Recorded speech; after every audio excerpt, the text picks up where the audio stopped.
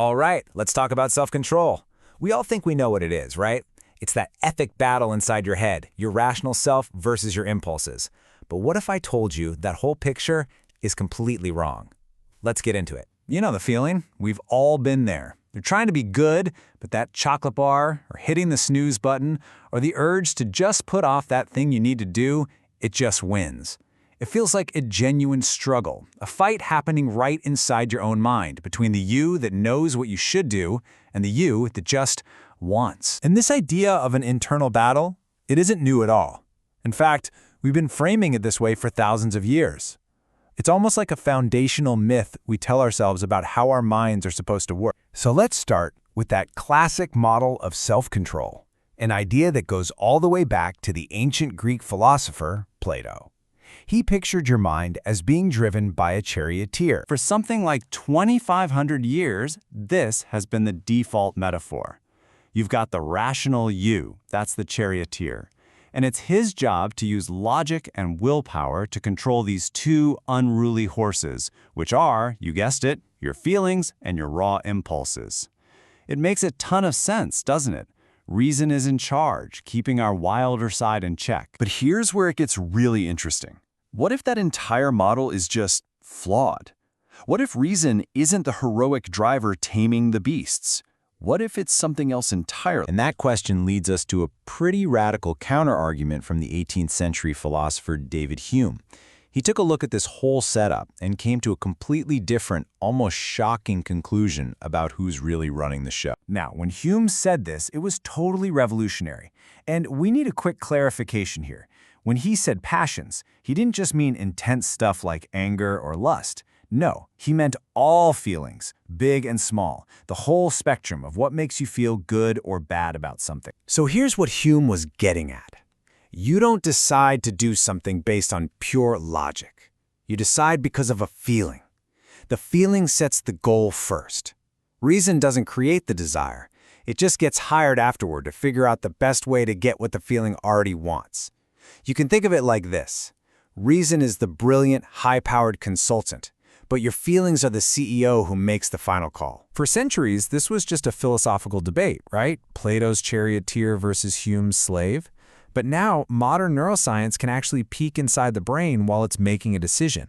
And what we're finding, well, it looks a whole lot like what Hume was talking about all those years ago. So get this. A team of scientists from Stanford, Carnegie Mellon, and MIT gave a bunch of people some money, put them inside an fMRI machine, and showed them a series of products.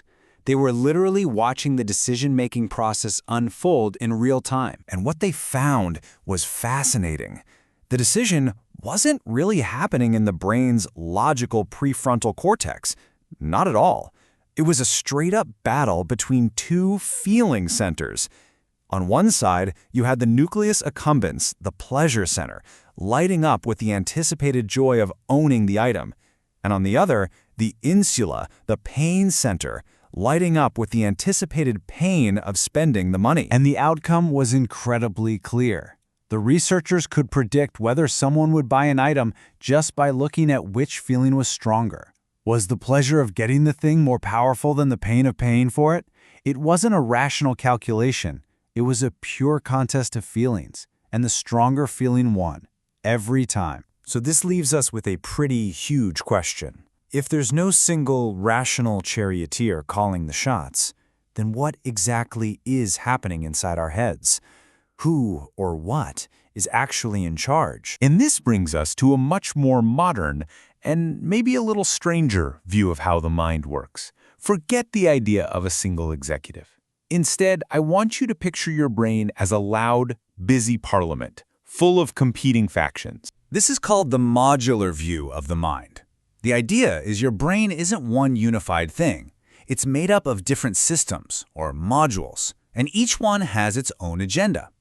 One module wants that immediate dopamine hit from a cookie. Another module is worried about your long-term health. And here's the wild part. Each module hires reason as its lawyer to make its case. And the conscious you? You're not the judge. You're more like the press secretary, who just steps up to the microphone to confidently announce the winning side's decision as if it was your idea all along. This totally reframes what we call bad habits. You know that saying, Self-discipline is like a muscle? Well, according to this model, not really. When you give in to a craving, you're not just being weak, you are actively rewarding that specific indulgence module.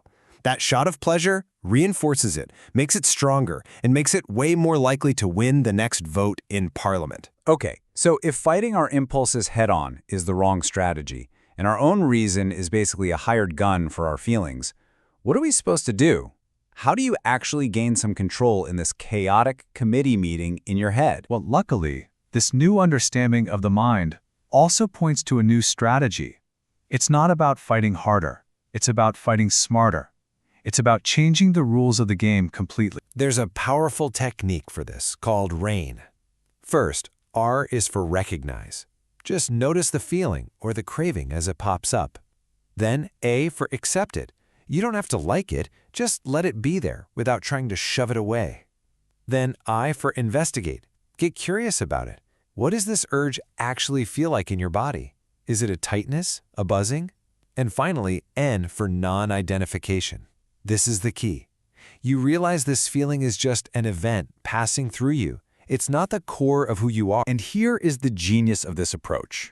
When you mindfully observe an urge, you let it exist, but you don't act on it. You sever the connection between the impulse and the reward. You're essentially letting that module have its say in the meeting, but you're not letting it win the vote. And when it doesn't win, it doesn't get reinforced. Over time, its power just fades. And this model applies to so much more than just a sweet tooth. That constant urge to check your phone instead of working? That's a distraction module looking for its reward. The pull of procrastination? A module trying to avoid discomfort. You can even apply this to difficult emotions like hatred, seeing it as a module that gets a little hit of satisfaction from revenge fantasies. By observing these impulses instead of blindly obeying them, you weaken their grip. So ultimately, this all points to a massive shift in how we relate to ourselves. Real self-control isn't about the rational self crushing the emotional self. It's about taking a step back and becoming an impartial observer of all these competing parts. You learn to see feelings not as your master and not as your enemy, but simply as events happening within you. And that leaves us with one final, fascinating thought to ponder. If you can stand apart and watch your feelings come and go, then who is the you that's doing the watching? It's a question that might just change everything. Thanks for joining this explainer.